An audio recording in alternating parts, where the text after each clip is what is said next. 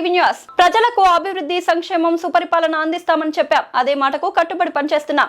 నా ఆత్మ బంధువులు మీ ద్వారా ఒక పవిత్రమైన కార్యక్రమానికి నాంది పలికాం. అదే మీరు చూస్తే చేనేత సేవలో ఎలిజిబిలిటీ ఉండే ప్రతి ఒక్క వ్యక్తికి 25,000 రూపాయలు ఇచ్చే కార్యక్రమానికి ఇక్కడికి రావడం నా అదృష్టంగా భావిస్తున్నానని చెప్పి మీకు తెలియజేస్తున్నా. స్వదేశ ఉద్యమ స్ఫూర్తిని గుర్తు చేసుకునేలా ఆగస్టు 7వ తారీఖున మనం జాతీయ చేనేత దినోత్సవాన్ని జరుపుకుంటున్నాం.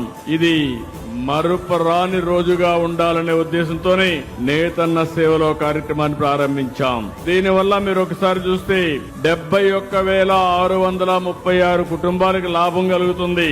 25,000 రూపాయలు చొప్పునిస్తున్నాం. 179 కోట్ల రూపాయలు ఈ కార్యక్రమం కింద మీకు అందించే పరిస్థితికి వచ్చాం.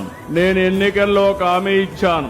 ఆ రోజు నేను చెప్పింది సంక్షేమం, అభివృద్ధి, సుపరిపాలనకు నాంది పలుకుతామని ఆ రోజు చెప్పాం. దాని ప్రకారమే అందరికంటే నాకెప్పుడు కూడా నేను అభిమానించేది నేతన్నల్ని అభిమానిస్తాను. దానికి కారణం మీకుండే కష్టాలు.